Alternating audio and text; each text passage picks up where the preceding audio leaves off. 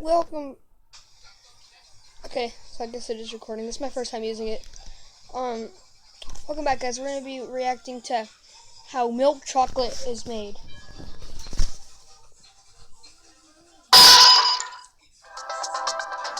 This factory makes chocolate in various forms and sells it to companies which I would have ate that all in like 3 days, or in 1 day. manufacture chocolate products for retail sale. It also supplies chocolate components such as cocoa powder and cocoa butter. Most of the cocoa beans arriving here come from West Africa, which grows 70% of the world's crop. A conveyor belt moves them through a cleaning system, a series of sieves that screen out twigs, stones, and other debris. Next stop is a micronizer, a revolving drum that heats the cocoa beans to loosen their shells.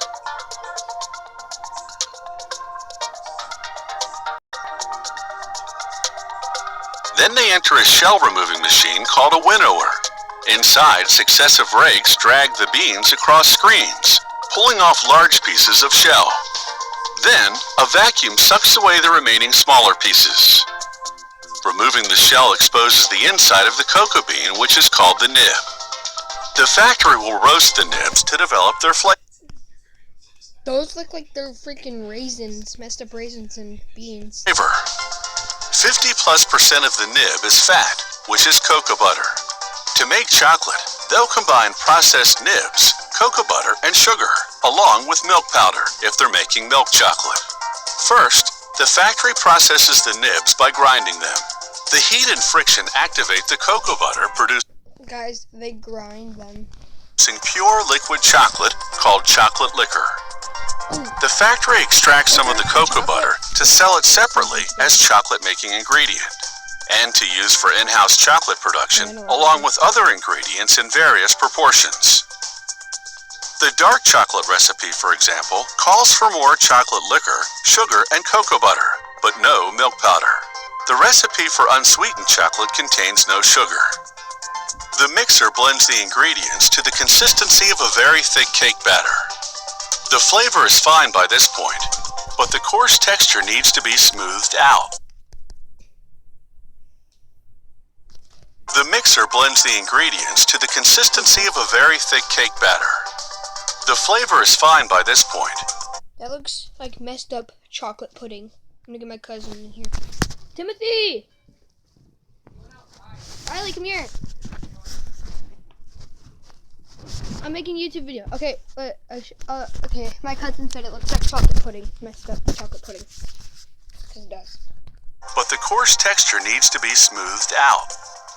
So the chocolate moves to a refining machine, passing between a set of 5 rollers that reduce the particle size.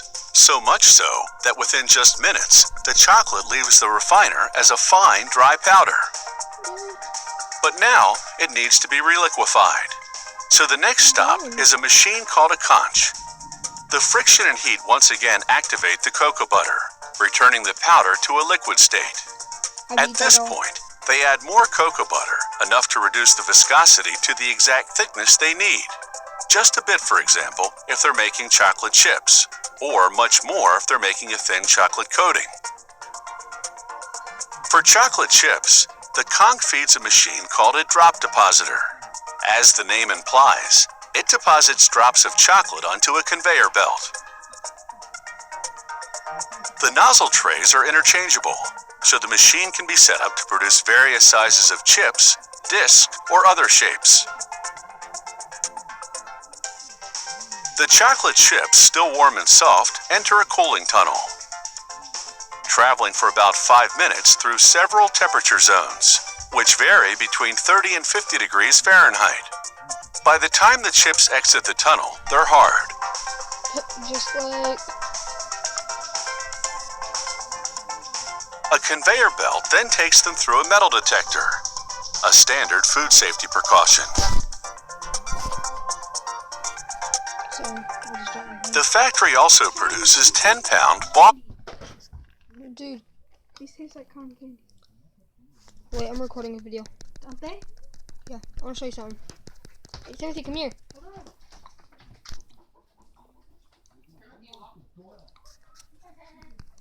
These taste like cotton candy. These grapes taste like cotton candy. The mixer blends the ingredients to the consistency of a very thick cake batter. The flavor is fine by this point. Maybe some more to grapes. Grapes taste like cotton candy.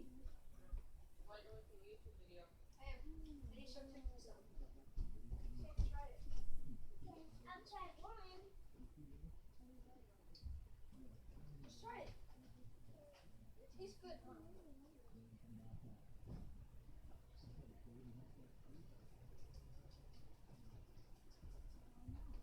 Timothy, come here. Timothy! Before my video ends. Okay, whatever, guys. My cousin doesn't care. Let's go back to where we were.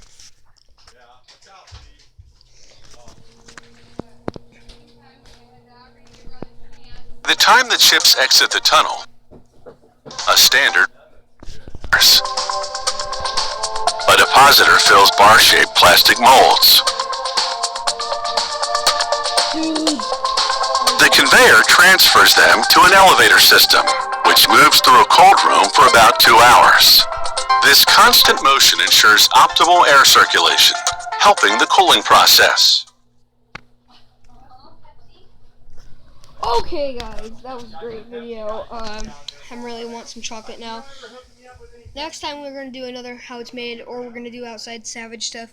Whatever you want. Follow me, your CJ Savage 54 boy. Bye.